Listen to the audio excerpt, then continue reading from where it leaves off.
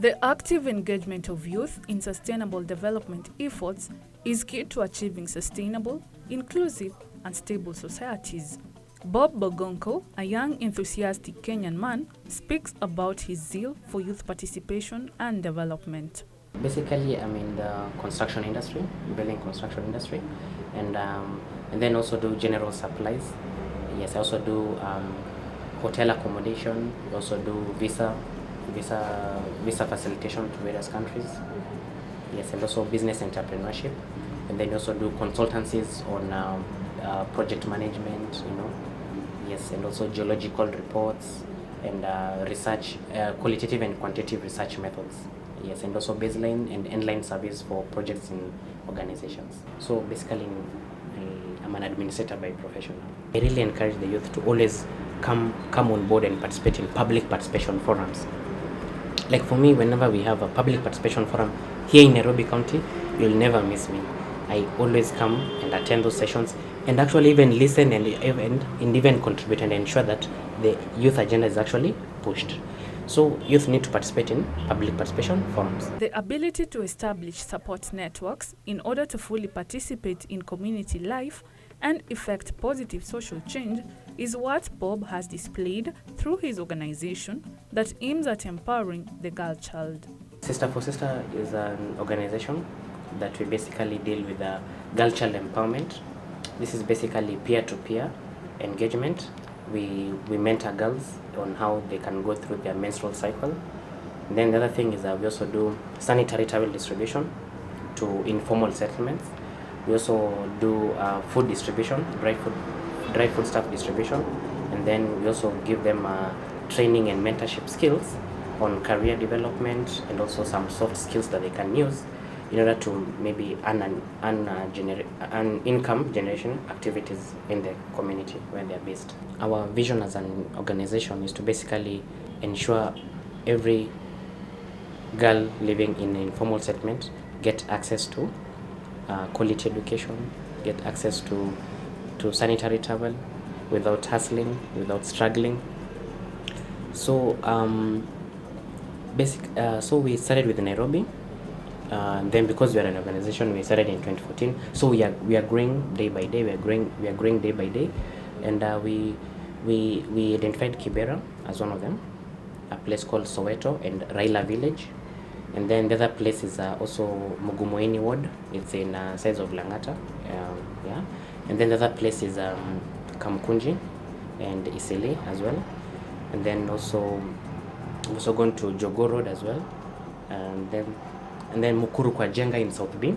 Yeah, so those are the places that we've actually worked there, gone there on the ground, and actually made an impact with them. Captioned Sister for Sister, the organization, as Bob states, entails different activities that he is able to achieve through the help of interested parties. Before we do any activity, we have to conduct something called a research. Yeah? So we go on the ground, we do qualitative and quantitative research. Basically, we map out and see which areas are which informal settlements do we have, and actually has highest number of girls living in that society. So this data is actually gotten by the KNBS, Kenya National Bureau of Statistics, Ministry of Devolution. So this data is actually there by in the government's website.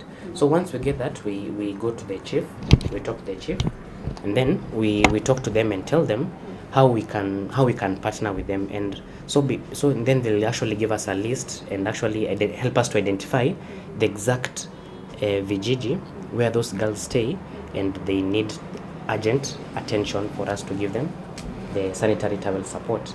So that's actually how we identify them, through the government documentation, statistics, and then also there's also UN has been there, WHO, World Food Program, World Vision, AMREF, Care Kenya. So we've also been in touch with them, and they've actually helped us to identify and map out like this Kijiji that desperately need. So we go and give them the training and also sanitary towel distribution. Bob's center of interest is the informal settlements, where the worst threats and challenges to sustainable development, such as unemployment, poverty, gender inequality, hunger, just to name but a few, are at a high rate. When you go to any informal settlements, people go through a lot of challenges. People really go through a lot of issues here and there. Some maybe they lost their parents, they are orphans. Some don't have maybe elder siblings or relatives who can actually hold their hand and help them to be able to finish primary education. So you find that for a girl to grow up and actually feel part and parcel of the society and even boost their self-esteem, they need what? They need sanitary towels. In an informal settlement, most people they live below $1 a day. So it's very hard for them to actually access basic needs, and at the same time, during the menstrual cycle, they need a sanitary towel. So as sister for sister, we come in to bridge in the gap. How do we bridge in the gap? We do proposals. We have donors here and there who come and assist us to do what? To come and be able to facilitate that to them. We actually, even whenever we have them, we put them in a chief's camp, so that they can be able to access them. We've even gone to children's home there, so they can even actually come and get them. We've actually even gone to schools, primary schools. We've talked to some few principals here and there.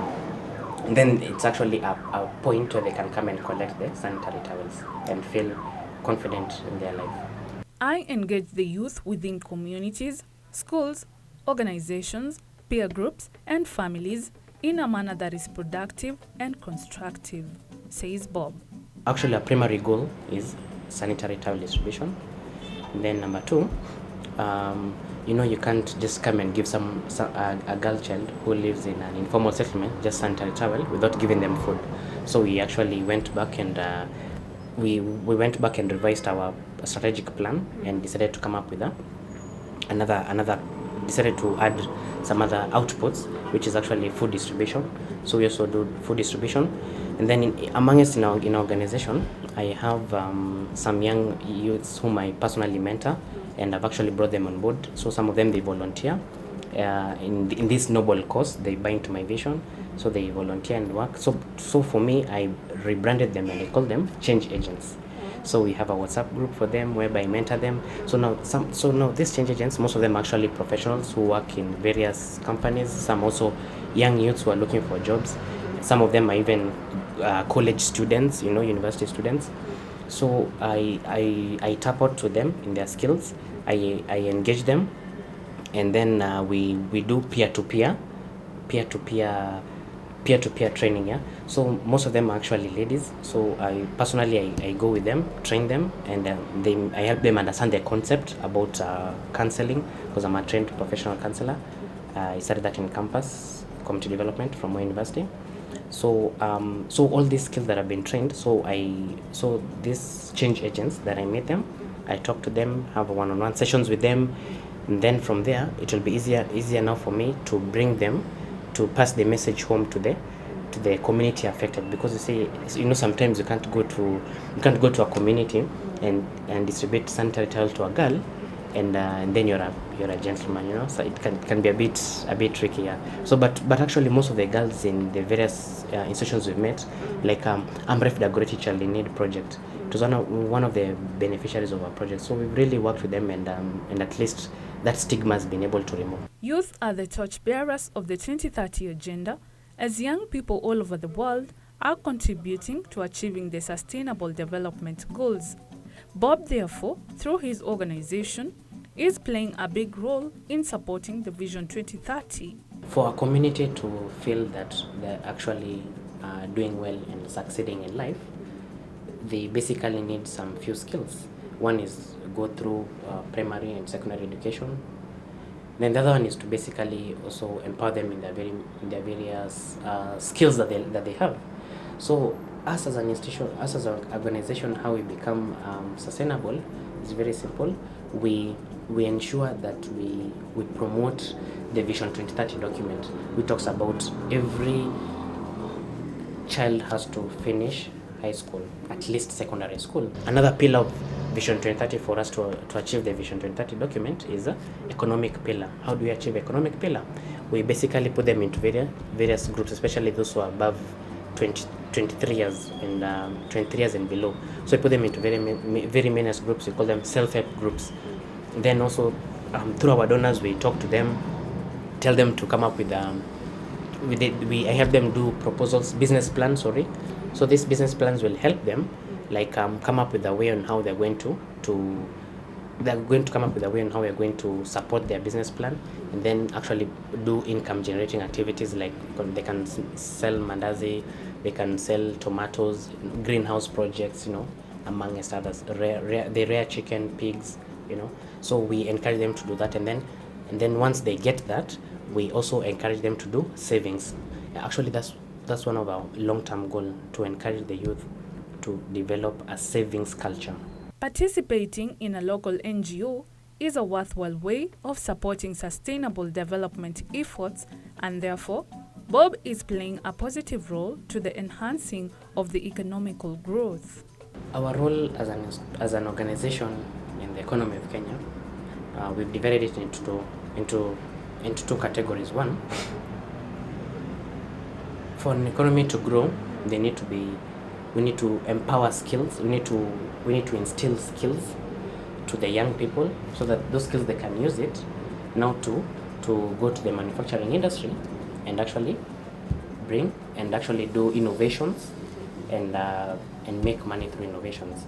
Now, then the other thing is in our organization, we also have various people who are actually well networked in their companies, organizations, government offices. They're influential in very many institutions. So we talk to them, and we tell them, we share with them our database and tell them we have change agents, like I told you before, young youths whom I mentor, I call them change agents, who give back to the sister for sister. So I share with them the database and tell them, I have these youths, please, if you have any internship opportunities, kindly remember them, because some of them are actually graduates in different skills. So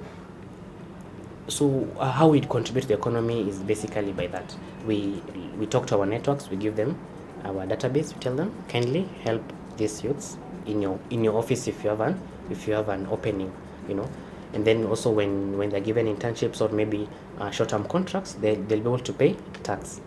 And then the other thing is how we contribute to the economy is basically, like I told you, I'm very passionate about also entrepreneurship. Like I told you, I also run a company called Ilward Company Limited.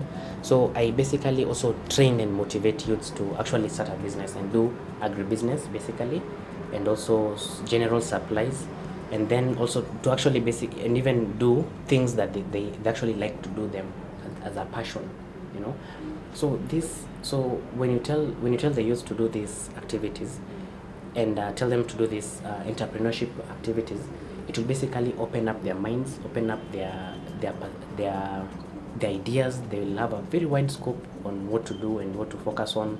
So when they tap into that, and then in our networks within the organization, we know, like I told you, NCCA, Kenya National Chamber of Commerce, we know ANGAF, National Government Affirmative Action Fund, we know CDF, we know various county governments, leadership, governors, county first ladies, and other partners on board.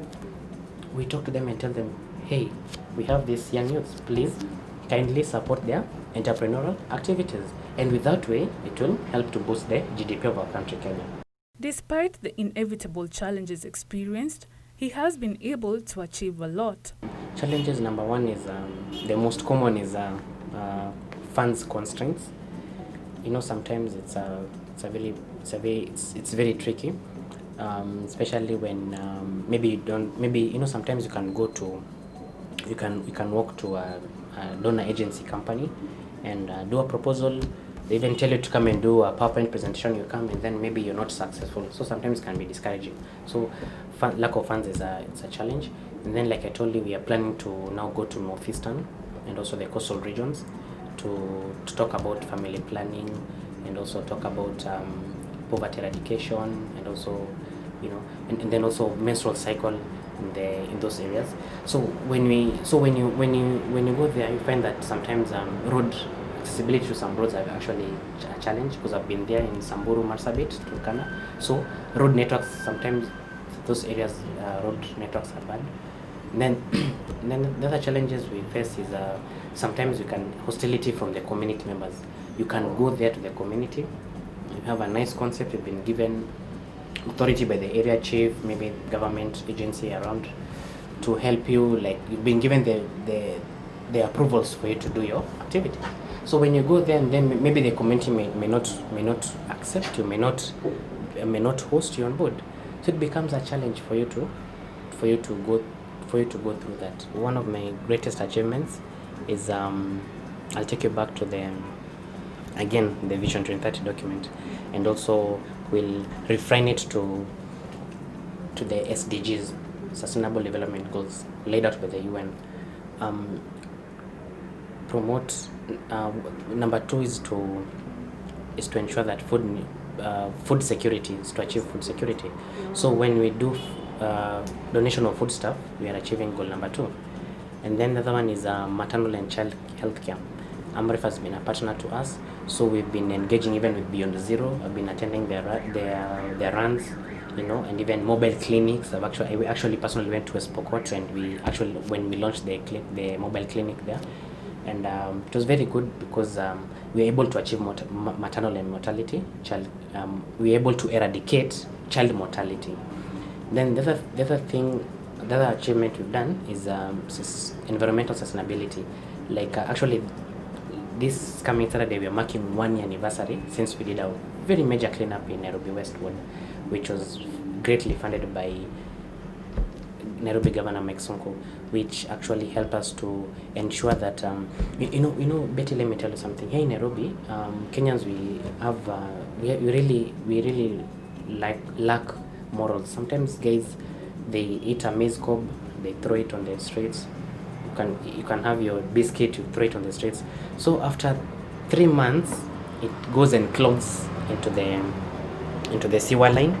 Then when heavy rains come, there's a lot of blockage, and then that area becomes flooded.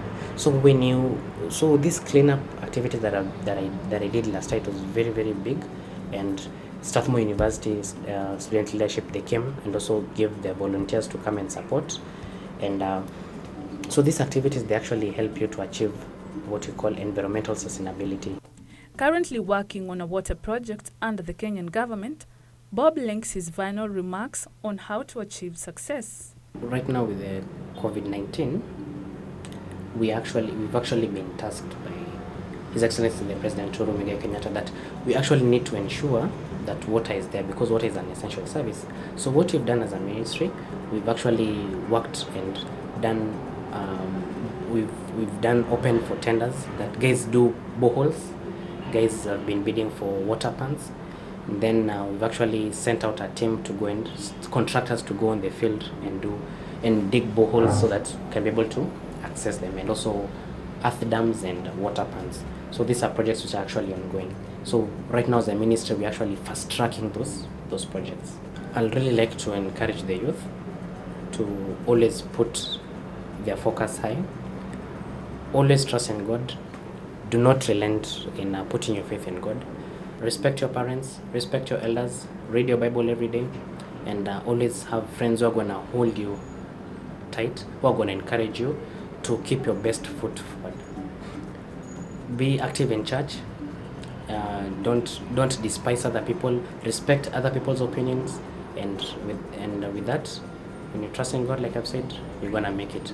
And I'll finish with a quote that says, "Success is basically step forward without the attachment of an ego."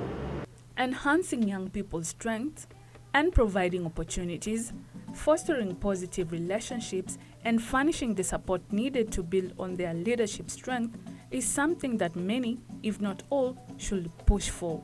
Some of our donors, we've been working with actually Nairobi City County government. We also have Mavuno Church Y Fellowship, and we have a program in Mavuno called Spread the Love. We usually do it once a year, every August. That's when we mark our anniversary as a church in Mavuno.